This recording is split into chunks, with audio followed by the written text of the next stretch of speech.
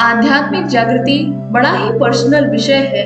हम सभी की एनर्जीज अलग अलग है, हम सभी के थॉट्स अलग अलग हैं। हमने कई जन्मों में कई प्रकार के कर्म क्रिएट किए हैं, उसके आउटकम में हमने अलग अलग प्रकार की लेसन्स लर्न किए हैं। इसी वजह से हमारी आध्यात्मिक जागृति भी अलग अलग तरीकों से होती है, पर हम सभी में कुछ बातें कॉमन रह जाती हैं, जिससे होकर हर अध्यात्म की राह पर चल रहा व्यक्ति गुजरता है। आध्यात्मिक जागृति का पहला स्टेज होता है द वेकअप कॉल। यह वह स्टेज होता है जब आप अपने अंदर की इग्नोरेंस को समझने लग जाते हैं।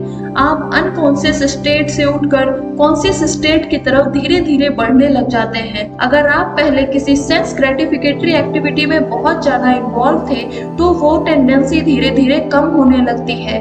आपको यह आभास होने लगता है कि इस भौतिक जगत के परे भी एक जगत है, और उसको जानने की तीव्र इच्छा आपके अंदर जन्म लेने लग जाती है। आपके जीवन में ये वेकअप कॉल दो तरीके से आती है। पहला तरीके तो यह है कि आपके जीवन में कोई ना कोई केओस क्रिएट होता है। केओस का तात्पर्य यह है कि आपके जीवन में कुछ न कुछ बहुत ही ट्रेजिक होता है, कुछ न कुछ अकस्मात घटित होता है जो आपको झकझोर कर रख देता है, जिससे आप बहुत ही ज्यादा हिल जाते हैं और आप अपनी एग्जिस्टेंस पे क्वेश्चन करने लग जाते हैं। आपके अंदर अगर किसी पे डिपेंड होने की टेंडेंसी थी, तो वो भी आप समझ पाते हैं। सोसाइटी का ट्रू नेचर, स्वयं का ट्रू नेचर और हर एक चीज का ट्रू नेचर समझने लग जाते हैं। आपकी आध्यात्मिक यात्रा की शुरुआत होने लगती है। आप धीरे धीरे अपने आप को डिटैच करना शुरू कर देते हैं, क्योंकि आप हर चीज का ट्रू नेचर समझ पाते हैं। आप यह समझने लग जाते हैं everything is temporary, even society, family, your own body is temporary. आप इस चीज को समझते ही नहीं बल्कि एक्सेप्ट करने लग जाते हैं। और दूसरा तरीका होता है वेकअप कॉल आने का, स्पॉन्टेनियसली। कई बार लोगों को जीवन में बिना किसी दुख के अचानक से ही वेकअप कॉल आती है। आई मीन स्पिरिचुअल अवेकनिंग होती है। वो कई बार चिंतन मनन करते रहते हैं। ये बड़े ही आध्यात्मिक लोग होते हैं। आई मीन पूर्व जन्मे बड़े आध्यात्मिक व्यक्ति हुआ करते हैं, जिनको अचानक ही इस जीवन में स्पॉन्टेनियसली स्पिरिचुअल कॉल आती है that you need to question who you really are, what other things are. Is it ignorance or everything that you see, whether it is society, your family, what is true nature is.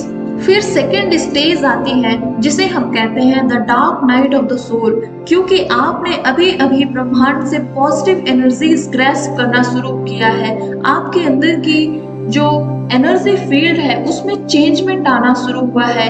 आप अलग energy में vibrate करना शुरू किए हैं, तो आपके अंदर की जो निगेटिव एनर्जी है उसे रिलीज करना भी जरूरी हो जाता है।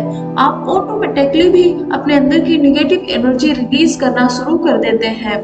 इसलिए आप धीरे धीरे अपने पुराने जो इमोशनल वुंड्स हैं, जो चाइल्डहुड ट्रॉमा है, उसको हील करना शुरू कर देते हैं। जो लोग आपको हर्ट किए रहते हैं, आप उन्हें स्वतः ही माफ करना शुरू कर देते हैं।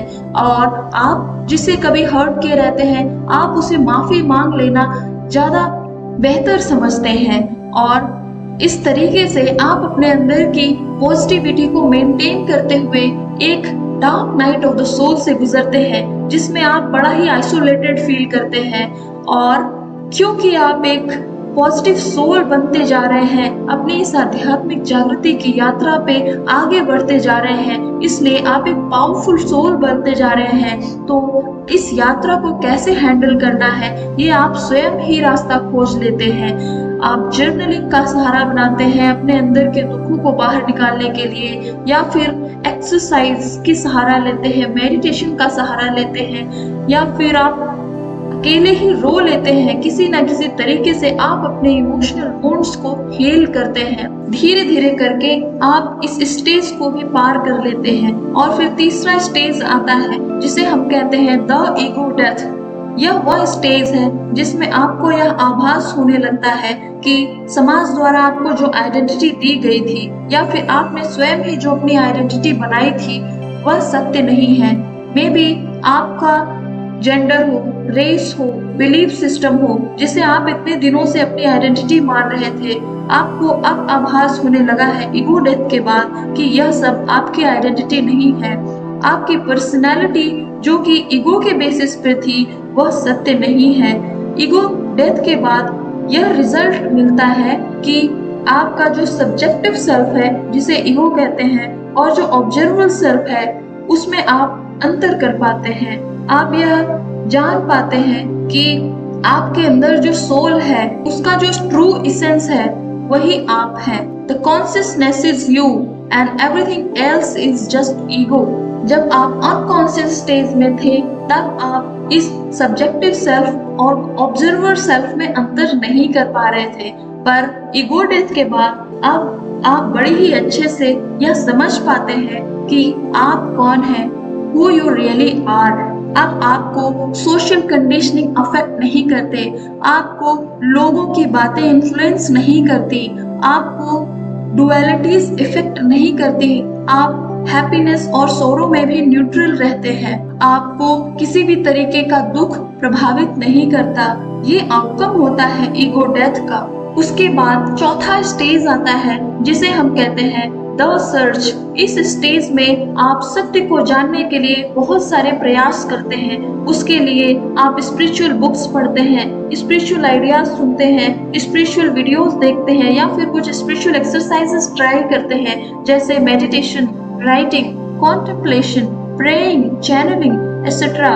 इन सभी कार्यों के थ्रू आपके अंदर जो ब्रह्मांड को जानने की इच्छा है, आप कौन है, क्रिएटर कौन है, क्रिएशन कैसे हुआ है, आपका जन्म क्यों हुआ है, लाइफ क्या है, इस तरीके के प्रश्नों की खोज में आप लगे रहते हैं और आप अपने प्रश्नों के उत्तर की प्राप्ति के लिए लगातार चेष्टा करते रहते हैं। उसके बाद पांचवा स्टेज आता है, जिसे हम कहते हैं इमर्जेंस ऑफ ऑथेंटिक सेल्फ। इस स्टेज में अब आप और प्रिटेंड नहीं कर सकते, फेक तरीके से नहीं रह सकते हैं, आप अपने ट्रू सेल्फ में रहने लगते हैं। उसी प्रकार जैसे आप अपने बचपन में रहा करते थे, जिससे कोई सोसाइटल एक्सपेक्टेशन नहीं थी, जिस पर कोई सोसाइटल प्रेशर नहीं था, वो अपने सोल की सुनता था, उसी प्रकार अब आप रहने लगे हैं। इस स्टेज में आने के बाद हो सकता है आपकी पुरानी जॉब छूट जाए, या फिर अनबैलेंस्ड रिलेशनशिप्स पीछे छूट जाए। अब आपकी वाइब्रेशन रेज हो चुकी है, आपके अंदर दूसरी और नई एनर्जीज आ चुकी हैं, तो आप अपने एनर्जी से रिलेटेड लोगों से जुड़ा हुआ महसूस करेंगे। नए कनेक्शंस अपने सोल ट्राइब के साथ कनेक्शन मेंटेन करेंगे।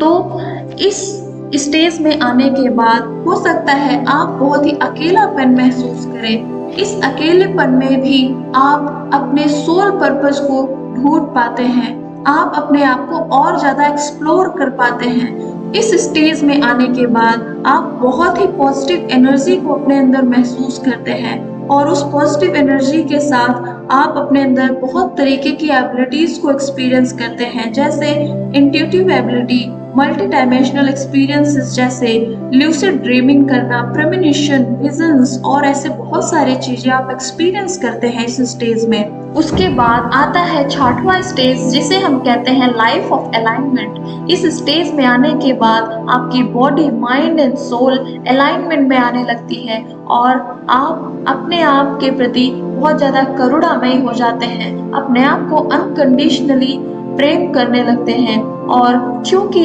आप अपने आप को इस तरीके से ट्रीट करते हैं, इसलिए आप दूसरों को भी इसी प्रकार ट्रीट करते हैं। You have unconditional love and compassion for others as well. आप दूसरे के लिमिटेशंस को फॉरगिव कर पाते हैं, क्योंकि आप समझते हैं कि वो जिस तरीके से आपसे ट्रीट कर रहे हैं, वो इसीलिए बिकॉज उनकी लिमिटेशन अभी तक इतनी ही है। आप उनको उसी प्रकार एक्सेप्ट करते हैं जैसे वे हैं, because you have forgiving tendency now. आप नेचर से जुड़ा हुआ महसूस करते हैं, आप बहुत ही ज़्यादा डिवाइन रियल्म से कनेक्टेड महसूस करते हैं, क्योंकि आप स्पिरिचुअल रियल्म से बहुत ज़्यादा कनेक्टेड महसूस करते हैं, इसलिए आप वहाँ से बहुत ज़्यादा नॉलेज भी रिसीव करते हैं, आपका नॉलेज भी इमेंसली एक्सपैंड होता है इस स्टेज में आने के बाद। आप अपनी आध्यात्मिक जागृति की यात्रा पर जिस भी स्टेज पर है उसके लिए भगवान और ब्रह्मांड को धन्यवाद अर्पित करते रहिए और अपनी इस यात्रा पर आगे बढ़ते रहिए।